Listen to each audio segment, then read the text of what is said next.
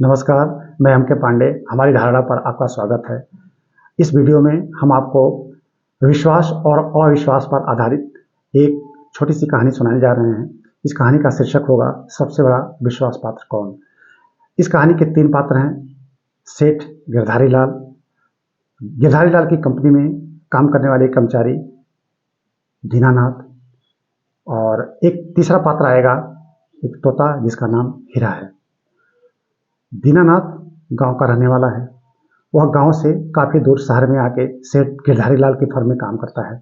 बहुत ही ईमानदार सेठ गिरधारी लाल उसके ऊपर अटूट विश्वास करते थे और ऐसे ही चलता रहा।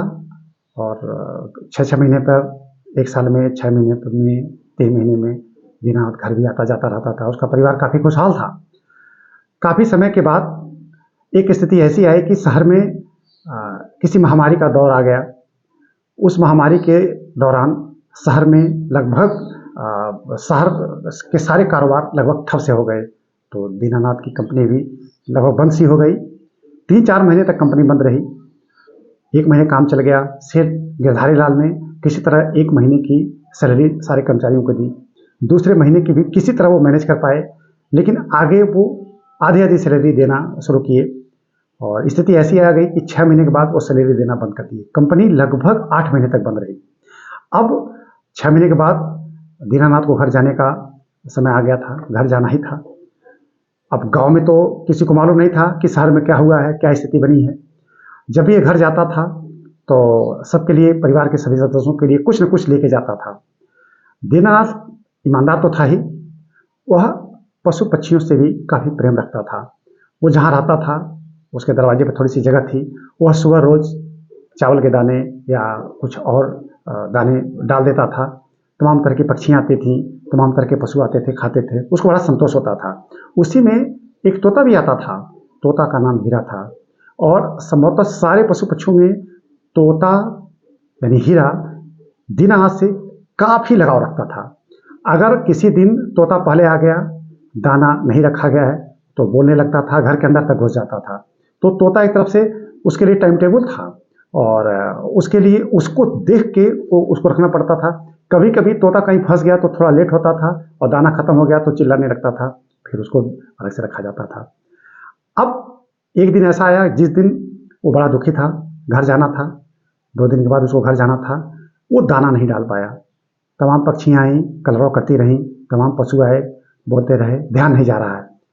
तब तक हीरा आ गया। हीरा का मतलब तोता आ गया। तोता भी बोलने लगा। अब इसका ध्यान नहीं जा रहा है, दीनानाथ का ध्यान उनकी तरफ नहीं जा रहा है। ये हाथ में पैसे गिन रहा था। शायद वो जोड़ घटा रहा था कि घर के सदस्यों के लिए क्या ले जाना है, क्या नहीं। पैसा कम पड़ रहा था। हीरा बड़े ध्यान से उसको देख रहा था, बहुत ध्यान से। कुछ देर तक वो बोला। जब दीनानाथ नहीं सुन पाया, नहीं ध्यान दे पाया, तब हीरा न जाने कहाँ उड़ गया। उड़ के न जाने कहाँ गया। कुछ देर के बाद वो आया तो उसकी चोंच में एक सोने का कंगन था और वह कंगन, दीनानाथ अपने हाथ में रुपया लेके गिन रहा था, वह कंगन उसके हाथ में गिरा दिया। दीनानाथ जैसे ही वो कंगन देखा, वह अचंभित, वह भौचक्का रह गया। वह देख के उसके हाथ कांपने लगे। वह कंगन उसकी मालकिन का था, सेठ गिरधारी लाल की पत्नी का था। वो डर भी गया। वह कंगन लेके तुरंत गिरधारी लाल के पास गया और कहा कि साहब, ऐसे ऐसे है और हीरा पता नहीं कहाँ से यह कंगन हमारे पास ला के रख दिया। उसको डर था कि कहीं ऐसा ना हो कि गिरधारी लाल इसके लिए हमको डांटने लगें और हमको नौकरी से निकाल दें।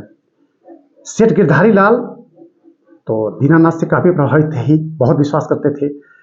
इसके मन में जो संदेह था कि कहीं इसका उल्टा प्रभाव न पड़ जाए, गलत, इसका संदेह गलत था।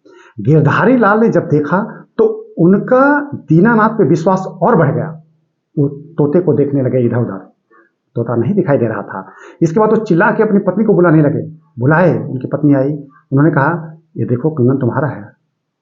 तो उनकी पत्नी ने कहा, हाँ। तो कैसे, कहाँ चला गया? कहा कि वो हीरा आया था। हीरा हमारे सामने ही हम निकाल के रखे थे, धुल रहे थे, और वो उठा के ले गया। कहा देखो, ये ले के दीनानाथ को दे दिया था। तो उन्होंने कहा कि दीनानाथ, जब हीरा ने यह कंगन तुमको दे दिया तो मान लो तुम्हारा ही है, रख लो, और हम इसे नहीं लेंगे। दीनानाथ ने कहा कि साहब हमें कंगन कैसे रख सकते हैं, यह मालकिन का कंगन है, आप इसे रख लीजिए, मेरा आग्रह है। लेकिन दीनानाथ आज की तारीख में भी अपना दर्द नहीं बयां कर पाया, वह अपनी अंदर की पीड़ा नहीं बता पाया कि मुझे पैसे की जरूरत है, रुपए की जरूरत है, मुझे घर जाना है, कुछ आप पैसा दे दीजिए, नहीं बताया। लेकिन शायद गिरधारी लाल को लगा कि अनर्थ हो जाएगा अगर इससे हम कंगन ले लें और रख लें। तब तक ऊपर हीरा भी आ गया और वो भी अपनी आवाज में बोलने लगा। न जाने वो क्या कह रहा था और न जाने दीनानाथ को क्या समझ में आ रहा था, न जाने गिरधारी लाल को क्या समझ में आ रहा था, न जाने उनकी पत्नी को क्या समझ में आ रहा था। गिरधारी लाल कुछ नहीं बोले, कहे कि दीनानाथ तुम बाहर खड़े रहो, मैं अभी आ रहा हूं। उसी समय तोता हीरा और तेज तेज बोलने लगा। अंदर से थोड़ी देर के बाद गिरधारी लाल आए, वो मुट्ठी में रुपए का बंडल लेके आए, ऐसे मुट्ठी में दबा के लेके आए और लाके इसकी आगे की पॉकेट में डाल दिए। कहे कि ले जाओ, उस कंगन भर का तुमको हम रुपया दे रहे हैं, क्योंकि वो कंगन तो हीरा ने तुमको दे दिया था, वो तुम्हारा ही था। चूंकि ये मालकिन का है, हमारी पत्नी का है, तुम्हारी मालकिन का है, तुम ले नहीं सकते हो, इसके बदले में तुमको उपहार दूंगा। अब इसके बाद उसकी आंखें डबडबा गई, उसके पांव पीछे मुड़ भी नहीं रहे थे और पीछे आना भी था, क्योंकि उसको घर जाना था। वो अब तक की जो कमाई उसने प्राप्त की थी, किसी तरह से घर का भरण पोषण होता था, आज शायद उसने सबसे बड़ी कमाई की थी और यह कमाई थी उसकी ईमानदारी की। अब आपको तय करना है कि इन पात्रों में सबसे बड़ा ईमानदार कौन था, सबसे बड़ा वफादार कौन था और सबसे बड़ा विश्वासी कौन था।